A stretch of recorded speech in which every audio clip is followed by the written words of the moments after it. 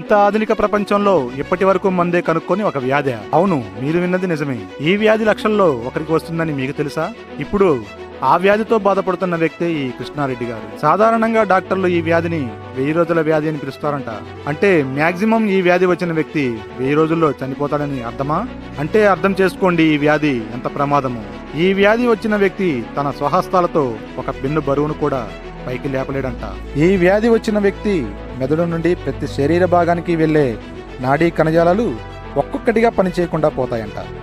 పాపం ఈ కృష్ణారెడ్డి గారి పరిస్థితి కూడా ఇదేనంట. పాపం ఈ కృష్ణారెడ్డి గారి భార్య అయిన శేషమ్మ గారు కూడా బయట ఏ పనికి వెళ్లే పరిస్థితి లేక ఇంట్లోనే ఉండి కృష్ణారెడ్డి గారిని చూసుకోవాల్సి వస్తుంది. పాపం దీనివలన రోజువారీ కూలీలైన కృష్ణారెడ్డి శేషమ్మ గారి ఆర్థిక పరిస్థితి చాలా క్షీణించిపోయింది. ఇంకా మరెన్నో విషయాలను ఈ వీడియోలో వారి మాటలలోనే తెలుసుకుందాం.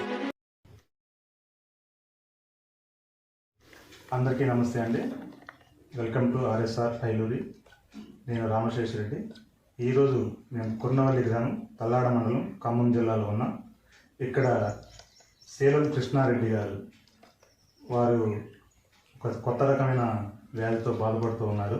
ఆ వ్యాధి ఎలా వచ్చింది, వారికి ఎలా తెలిసింది ఆ వ్యాధి వచ్చింది అనేది, వారు అసలు ఏం చేస్తూ ఉండేవారు, వాళ్ళ ఆర్థిక పరిస్థితి ఏంటి, అసలు వాళ్ళకి ఇప్పుడు ప్రజెంట్ సిచ్యువేషన్ ఎలా ఉందనేది మనం వారిని అడిగి ఈ వీడియోలో తెలుసుకునే ప్రయత్నం చేద్దాం. ఇక్కడ కృష్ణారెడ్డి గారు, మీకు అసలు ప్రాబ్లం వచ్చిందనేది మీకు ఎలా తెలిసింది? దీనికంటే ముందు అసలు మీరు ఏం చేసేవారు?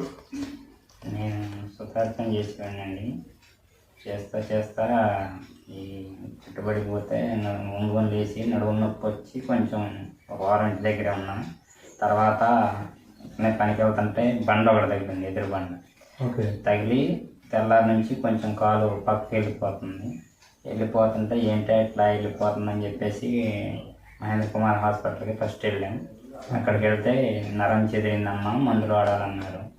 ఆ మందులు నొప్పి అయితే తగ్గింది, కానీ అది ఏలు వంగటం అనేది ఆగిపోయింది, ఎటు కదలకలేదు. అలా తిరుగుతూనే ఉన్నాం హాస్పిటల్ చుట్టూ. మెల్లిమెల్లిగా 4 ఏళ్ళు పాదం ఇలా పూర్తిగా డీజనరేట్ అయిపోతున్నాయి. 2 సంవత్సరాల తర్వాత సికింద్రాబాదు నిమ్స్కి వెళ్ళినా వాళ్ళు ఏం చెప్పలేదు. సికింద్రాబాద్ యశోద హాస్పిటల్కి వెళ్ళాక అక్కడ డాక్టర్ గారు చూసి చెప్పాడు, ఇది అరుదైన వ్యాధి అండి, మోటార్ న్యూరాన్ డిసీజ్, దీనికి ట్రీట్మెంట్ లేదు, మీరు తిరగటం కూడా అనవసరం, హాస్పిటల్కి కూడా రావద్దు చెప్పారు. 3 సంవత్సరాల నుంచి ఈ వ్యాధితో బాధపడుతున్నాను. మీ పిల్లలు ఎంతమంది అండి? 2 పిల్లలండి, అమ్మాయి అబ్బాయి. అమ్మాయి పెద్దది, అబ్బాయి చిన్నవాడు. ఓకే. అబ్బాయి 9వ తరగతి చదువుతున్నాం. మీరు చెప్పండి అండి, మీకు అసలు వ్యాధి మీ వారికి వచ్చిన తర్వాత అంటే మీకు దీనికి ఆర్థికంగా మీకు ఎలా ఉంటుంది, మీరు ప్రజల నుంచి కోరుకునేది ఏంటి? మేము ఇప్పటి వరకు అయితే చాలా డబ్బులు ఖర్చు పెట్టినా కానీ మాకు ఫలితం లేకుండా పోయింది. దానికి మేము బాగా బాధపడుతున్నాం. నా పిల్లలు చిన్న పిల్లలు, నాకు పనులన్నీ చాటైతే కానీ వదిలిపెట్టి పనికి పోయేది లేదు నాకు ఇప్పుడు. ఎందుకంటే దగ్గర నుంచి చూసుకునే బాధ్యత నాది కాబట్టి నేను ఎటు పోలేకపోతున్నా. అందుకే మమ్మల్ని చూసి ఎవరైనా ఆర్థిక సహాయం చేస్తారని మేము కోరుకుంటున్నాం. అంటే ఇప్పుడు ఈ వ్యాధికి సుమారు ఎంత ఖర్చు అవుతుందని చెప్పేసి డాక్టర్లు చెప్పారు. అసలు దీనికి ఏమన్నా వైద్యం ఉందా? ఇంతని ఏమీ చెప్పలేదు, అసలు దీనికి ట్రీట్మెంటే లేదని చెప్పారు మాకు. ఓకే. అయితే మా రిలేటివ్స్లో వాళ్ళు తీసుకెళ్ళి చూపించారు. కాకపోతే వాళ్ళకి చెప్పారు కానీ ఇదని మాకు చెప్తే మేము అప్పుడే కుంగిపోయి ఎక్కడ ఇదైతోనని వాళ్ళు అంత చెప్పలేదు మాకు. కాకపోతే హాస్పిటల్ అమ్మటి తిరగొద్దు అని చెప్తుంది అక్క. అంటే ఇది ఆల్రెడీ మీ రిలేటివ్స్ లో అంతకుముందు వేరే వాళ్ళకి వచ్చింది ఇలాంటిది వచ్చిందని నేను చూసి ఒక రోజు ఇక్కడికి వచ్చారు వాళ్ళు. ఇక్కడ ఫంక్షన్ ఒకటి ఉంటే వచ్చారు. వస్తే ఇట్లా అయింది అక్క, బావకి ఇట్లా కాలు ఎట్లా అయింది ఎందుకని అంటే చూసి చిన్న ఒకసారి హైదరాబాద్ రా, నేను ఒకసారి చూపిస్తా అని అక్క అన్నది. వెళ్తే అక్కడ డాక్టర్లు అదే చెప్పాక కాకపోతే అక్క మాకు చెప్పలేదు. మేము అక్కడ ధైర్యం లేకుండా కోల్పోతాం ధైర్యాన్ని అప్పుడే చెప్తే అని చెప్పకుండా ఉంది. ఇక మేము అది పట్టించుకోకుండా ఎక్కడ పడితే అక్కడికి ఇక్కడ తగ్గిద్ది అక్కడ తగ్గిద్ది అని తిరిగినాం. బెంగళూరు అవతల కబక్క పుత్తూరు అని అక్కడికి వెళ్ళిన ట్రీట్మెంట్ ఉందనంటే, కానీ అక్కడికి పోయినాం. కానీ ఒక 2-3 నెలలు ఇట్లా మజిల్ సెగరేసేది తగ్గింది. కానీ మళ్ళీ అది ఎమ్మటనే మళ్ళీ అట్లే అయింది. ఓకే, అంటే ఆల్రెడీ మీ ఫ్యామిలీలో ఇది వారసత్వం వస్తుంది అన్నారా, లేదు ఈ డిసీజ్ మామూలుగానే అందరికి ఇట్లా వస్తుందని చెప్పారా? ఇది 1000 మందిలో ఒకరికో ఏమొస్తుందని ఒకరికని చెప్పారు. ఓకే, అయితే ఇప్పుడు దీనికి ట్రీట్మెంట్ లేదు? ఇక ట్రీట్మెంట్ లేదు, ఎక్కడికి పోయినా మందులు లేవు. ఓకే, ఇప్పుడు ఈ జబ్బు వచ్చిన వాళ్ళు ఇక అది అంటే మినిమం ఎన్ని సంవత్సరాల టైం చెప్పారు? మినిమం ఇది 1000 రోజులు వ్యాధి అన్నారండి. అంటే మాకు మన అదృష్టాన్ని బట్టి ఇక మనం తినే ఆహారం కానీ దాని ద్వారాగా 1 సంవత్సరం 2 సంవత్సరాలు డెత్ని పోస్ట్ పోన్ చేసుకోవచ్చు. అంతేగాని డెత్ అయితే కన్ఫర్మ్ అండి ఈ డిసీజ్లో. ఓకే, ఇప్పుడు వ్యాధి 1000 రోజులు వ్యాధి. ఇది వచ్చిన వాళ్ళకి మినిమం 1000 రోజులు అంటే వాళ్ళు డాక్టర్లు చెప్పారా, మీరు ఎవరైనా బయట వాళ్ళు అనుకుంటుంటే ఉన్నారా? డాక్టర్ గారు అన్నారు, డాక్టర్ రెడ్డి ఇది రావటం నీకు దురదృష్టం, ఇది మాక్సిమం 1000 రోజుల వ్యాధి అండి, దీన్ని 1000 రోజుల వ్యాధి అని అంటారు. కాకపోతే ఒక్కోసారి మన అదృష్టం బాగుంటే 10 సంవత్సరాలు 15 సంవత్సరాలు కూడా ఉండగలుగుతాం మన ఒంట్లో మనం తినే ఫుడ్ని బట్టి.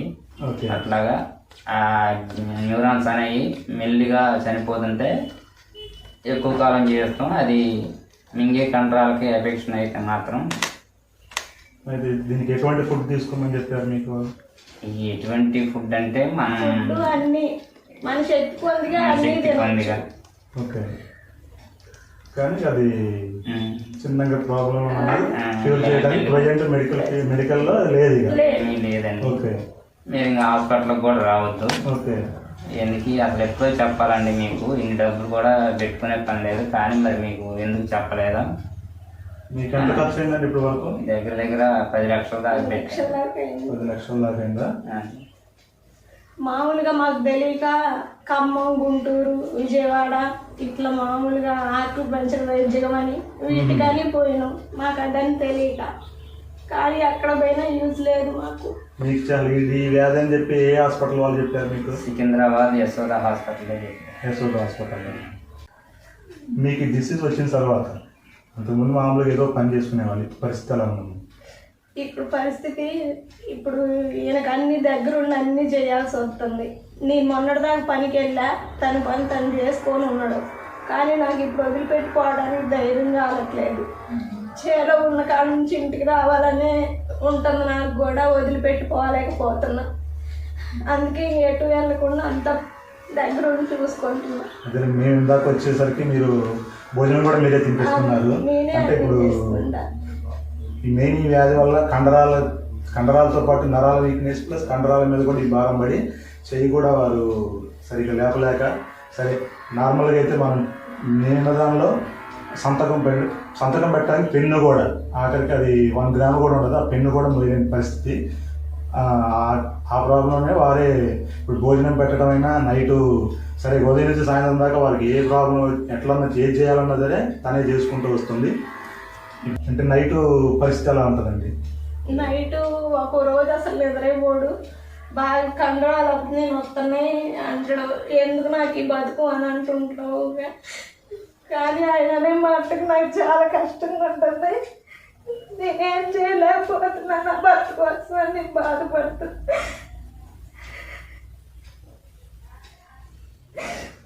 ఓకే అమ్మా, బాధపడద్దు. సరే, అది మనం అనుకున్నైతే వచ్చింది కాదు కదా.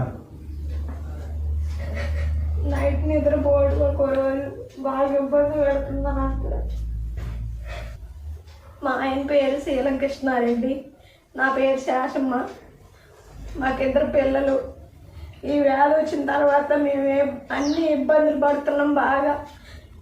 ఎవరన్నా సాయం చేసే వాళ్ళు ఉంటే ముందుకు రావాలని మేము అనుకుంటున్నాం. ఎందుకంటే నేను ఎటు పోయే పరిస్థితి లేదు, నా భర్త కాడు ఉండాలని అనుకుంటున్నాను. నేను వదిలిపెట్టి పోలేకపోతున్నా. దయచేసి మమ్మల్ని నాకు ఈ డిసీజ్ వచ్చిన తర్వాత ఫస్ట్ కాల్కి వచ్చిందండి. వచ్చిన తర్వాత కూడా ఆత్మస్థైర్యం కోల్పోకుండా మరి ఒక్కటి చేస్తే ఇంట్లో వెళ్ళదని చెప్పేసి నేను ఏ పని చేయలేకపోయినా ఆటో ద్వారా కొనుక్కొని మొన్నటి దాకా కోలుకోగలిగిన కొత్త 2 పిల్లలను చదివించుకోవటానికి.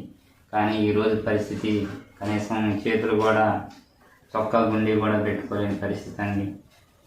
ఈ పరిస్థితుల్లో ఇక ఆటో తోలటం కూడా శ్రేయస్కరం కాదని దీనివల్ల చాలా అప్పులైన మాకు అటు హాస్పిటల్ తిరిగి ఇటు హాస్పిటల్ తిరిగి అది మెల్లిమెల్లిగా చేతులకు కూడా ఎఫెక్ట్ అయింది. ఎఫెక్ట్ అయ్యి చేయి కనీసం మంచినీళ్ళ గ్లాసు కూడా తెచ్చే పరిస్థితి లేకుండా పోయింది.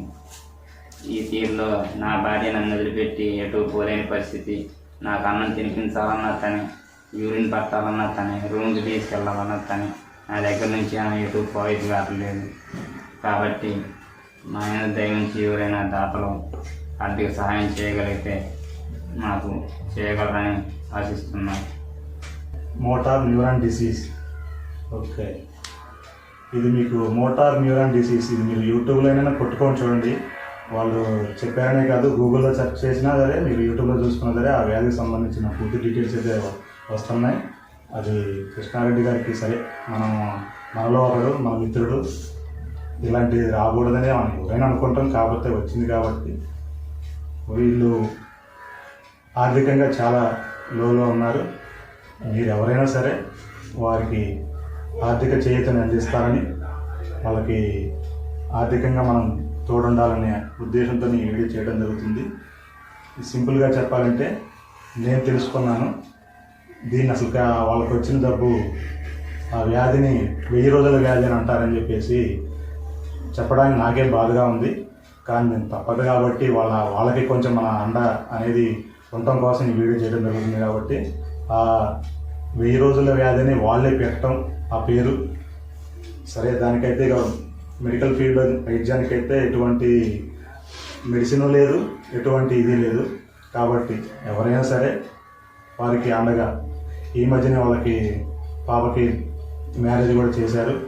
అదొక కొంత అప్పు అయ్యి, ఎందుకంటే ఇప్పుడు హాస్పిటల్కి 10 లక్షలు పెట్టారంటే మ్యారేజ్ అంత తక్కువ చేసుకున్నా కానీ ఎంతో కొంత ఇది అయి ఉంటుంది. కాబట్టి వారికి చేయూతని అందించాలి. మన మిత్రుడిని మనం కొంతవరకైనా ముందుకు తీసుకెళ్ళాలనే ఉద్దేశంతో ఈ వీడియో చేశాం. మీకు వారి పూర్తి డీటెయిల్స్ ఇంకా ప్లస్ మన బ్యాంక్ అకౌంట్ డీటెయిల్స్ కానీ ఫోన్పే డీటెయిల్స్ కానీ మీకు వీడియోలో ఇవ్వడం జరుగుతుంది. ఎవరైనా సరే దాతలు వారికి మీరు ఫోన్పే ద్వారా ఇచ్చినా పర్లేదు, బ్యాంకు ద్వారా ఇచ్చినా పర్లేదు, లేదు వారి ఇంటికి వచ్చి కొర్నవల్లి గ్రామం, తల్లాడ మండలం, ఖమ్మం జిల్లా. ఓకే, తెలియని వారు ఎవరైనా సరే దాత ఇవ్వాలనుకొని ఇక్కడికి వచ్చైనా సరే వాళ్ళని ఆర్థిక పరిస్థితి చూసి ఇవ్వవచ్చు.